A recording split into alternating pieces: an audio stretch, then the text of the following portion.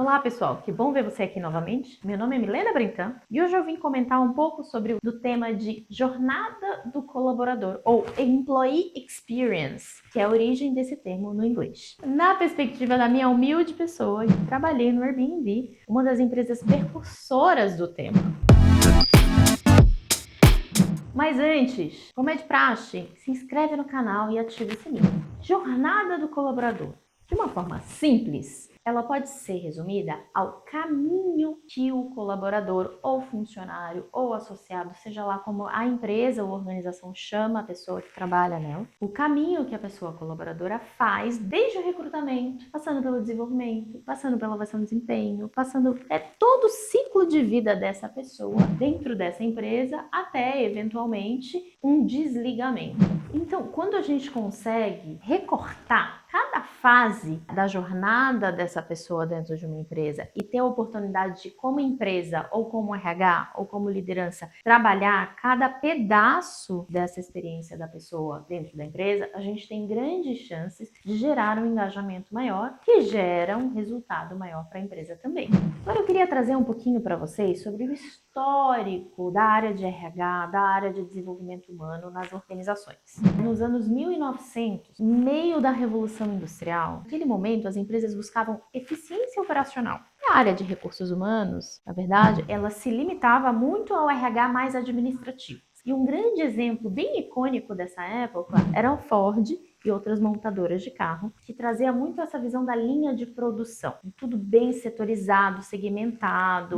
Então, naquele momento, as pessoas eram de fato recursos à disposição da organização. E aí vem um nome, de recursos humanos. Já na década de 1950, já para os anos 70, teve um boom econômico pós-Segunda Guerra e começou-se a falar do RH como uma área de desenvolvimento organizacional. Naquela época, começaram grandes tendências de treinamentos e desenvolvimento para os funcionários daquelas organizações. E um exemplo de empresa que a gente pode trazer desde aquela época em desenvolvimento organizacional poderia ser a IBM, por exemplo, com programas robustos de treinamento e desenvolvimento. Já na década de 1980, os anos 90, com a globalização cada vez mais forte, avanço da tecnologia, a gente começa a ouvir a palavra gestão estratégica de pessoas.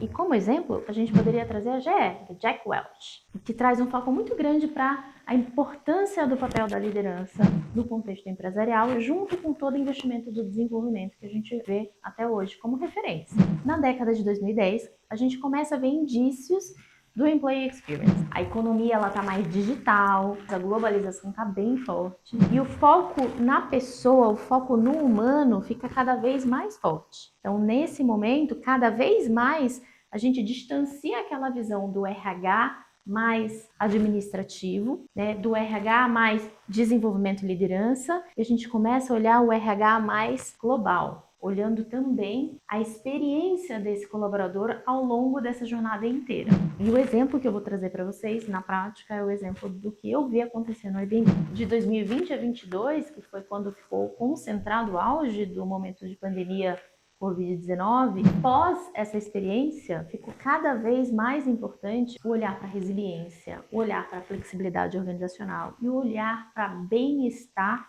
e saúde mental. E as empresas começaram a trazer muito o componente digital, trabalho remoto, teve também uma crise econômica. Todo aquele momento voltado para Employee Experience, em algumas empresas, foi colocado em xeque. Porque todo o investimento de Employee Experience, como tinha sido feito, ele vinha considerando situações econômicas muito favoráveis e abundantes. Muito investimento, muito recurso de investidores profissionais em startups em ascensão. Pós-pandemia, com crises econômicas, o que eu vi acontecer foi muito questionamento sobre algumas empresas reavaliando todo aquele Employee Experience, não necessariamente deixando de fazer o Employee Experience, mas na verdade trazendo ele de uma forma mais equilibrada, de uma forma mais contida em termos de investimento, mas sem deixar de olhar para o funcionário. Poxa, visto toda essa evolução, se a gente pode chamar assim, evolução do olhar humano nas organizações, como é que veio a reflexão sobre Employee Experience? A primeira referência que eu ouvi falar sobre a importância das pessoas veio do Richard Branson, fundador da Virgin Airlines. Ele falou a seguinte frase, ou algo muito parecido com isso: cuide bem dos seus funcionários que eles cuidarão do seu negócio. E isso é a essência da importância do mapeamento da jornada do colaborador. Porque quando eu mapeio qual é o ciclo de vida dessa pessoa dentro da organização e eu consigo segmentar, poxa, no recrutamento foi assim, na contratação foi assim, no treinamento foi assim, no desenvolvimento foi assim, na promoção foi assim, e eu começo a dar um olhar cuidadoso, humano, voltado para o retorno, voltado para metas, mas também ao mesmo tempo cuidadoso, eu consigo proporcionar uma jornada coerente com os meus valores, coerente com a minha cultura, com grandes chances de aumentar o engajamento, o entendimento de como eu gostaria de tratar o meu cliente, e aí eu consigo fazer a empresa rodar de uma forma consistente com o que eu quero entregar para o meu cliente. Falando assim, parece fácil, mas não é. Tem seus desafios, como todo tipo de gestão. Mas é uma forma visual que vai facilitar muito o entendimento de como você pode gerenciar o desenvolvimento humano dentro da empresa, alinhado à sua cultura, seus valores e a sua forma de operar. De acordo com Mark Levy, diretor de Employee Experience para o Airbnb, lá por volta de 2013, 2014, tudo que coloca um employee pronto para performar ou aprimora a cultura deveria ser parte de Employee Experience ou jornada do colaborador. Ou seja, o que for físico, social e tecnológico. Tudo que afetar a pessoa colaboradora é parte da jornada do colaborador. O ar-condicionado impacta a performance do funcionário? Impacta. Porque se estiver muito quente ou muito frio, vai impactar. A ferramenta de trabalho tecnológica impacta? Impacta. É a socialização que eu promovo dentro da empresa, seja para trocar informação ou para fortalecer uma cultura de colaborador, isso também é parte de jornada do colaborador. Ou seja, tudo que pode impactar a performance e o trabalho das pessoas. E o que não é jornada do colaborador ou employee experience, pessoal? Não é festa.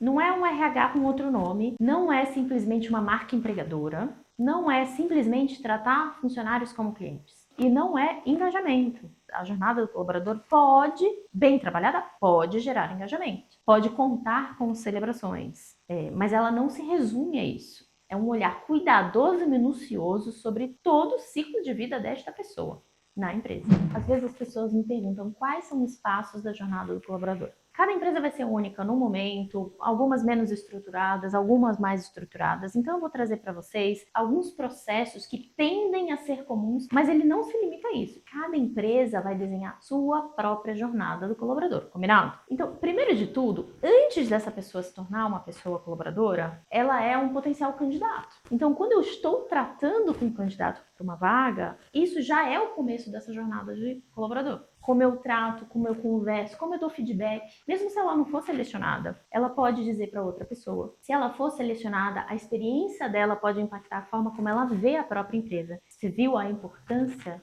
da jornada começar nesse momento? Quando ela entra, existe um momento que algumas empresas chamam de onboarding, ou integração na empresa. Esse momento, ele é chave, porque ele bem feito, e ele feito com cuidado, ele diminui o tempo de adaptação dessa pessoa na empresa, seja numa integração na função ou na própria cultura da empresa. E aí tem um momento que é o engajamento. O que eu faço para engajar essa pessoa no trabalho? Seja com orientações, seja com o alinhamento, o próprio desenvolvimento, como eu desenvolvo essa pessoa na função, a promoção, quando a pessoa é promovida, como é essa experiência, quais são as oportunidades de promoção, quais são os rituais que podem acontecer para que ela seja promovida, né? A própria avaliação do desempenho sendo uma etapa importante, essa clareza toda. Então, toda essa gestão de performance como um todo. E a saída. Poxa, Milena, a saída do funcionário é uma etapa importante da jornada do colaborador? Sim. E quando a gente sai, é um momento delicado, porque algumas empresas não dão muita atenção para esse momento. Se eu puder trazer dois pontos importantes que talvez as pessoas não tragam no dia a dia e que são cruciais, são olhar o candidato e a pessoa que está saindo. Porque os outros processos, em geral, as empresas olham, né, com mais ou menos profundidade. Agora, olhar a jornada do colaborador de ponta a ponta, com aquela pessoa candidata, que às vezes a gente nem dá retorno, e aquela pessoa que sai teria uma grande possibilidade de ser olhada como um ser humano naquela experiência, são, em geral, etapas negligenciadas pelas empresas. Então, se você precisa começar por algum ponto para mapear a sua jornada, não deixa de pegar esses dois pontos. E, gente, sem contar que a pessoa que sai, ela pode recomendar ou não a sua empresa para outras pessoas trabalharem, né? Elas podem falar bem ou mal das outras pessoas como clientes. Olha a reputação da empresa por aí. Então a jornada do colaborador, ela sim está alinhada ao negócio, até mesmo quando a pessoa sai da empresa. Não subestime nunca o cuidado que você precisa ter na hora da saída do colaborador, seja porque ele pediu ou seja porque ele foi desligado. Todo mundo merece respeito. Mas Helena, você falou isso tudo, por que eu implantaria o Employee Experience na minha empresa? Primeiro, tem grandes chances que com o Employee Experience implantado na jornada do colaborador, você aumente o engajamento do seu time. Segundo, isso tende a gerar muita retenção de talento. As pessoas tendem a estar nos lugares que elas se sentem bem cuidadas, bem tratadas, com boas oportunidades. E quando você consegue mapear essas etapas para fazer um trabalho minucioso para o time, para gerar esse impacto. Terceiro, atração de talentos. A marca empregadora, a sua marca, ela fica mais forte. Então, no seu segmento, no seu tamanho de empresa, você tem um público que tende a ser o seu público de funcionários. Aquele público tende a te conhecer melhor, tende a saber o que acontece. Tem grandes chances que o seu público se sinta atraído por essa experiência que as outras pessoas estão vivendo na sua empresa. E não dá para deixar de mencionar a melhoria de satisfação de cliente. E tem vários estudos que mostram melhorias de rentabilidade, em percentual de rentabilidade. As empresas que focam em Employee Experience e jornada do colaborador versus as que não focam. E como são pesquisas que ficam se atualizando toda hora, eu vou deixar você fazer sua pesquisa na internet. Mas tem várias que trazem isso. E por fim, mas não menos importante, a cultura organizacional fica muito forte. E você tem um vídeo sobre cultura no nosso canal aqui. Eu vou deixar para você aqui em cima um link para que você possa clicar e ir direto para o vídeo de cultura, vale a pena. Bom, pessoal, o vídeo de hoje foi esse. A ideia era passar para vocês um pouquinho do tema de jornada do colaborador. É um tema amplo, ele não se limita aqui, tem várias outras coisas que a gente poderia falar, mas isso é papo para outros vídeos. Se você gostou do conteúdo, já deixa o seu like. Lembrou de alguém que vai gostar? Já encaminha agora. Te vejo na próxima!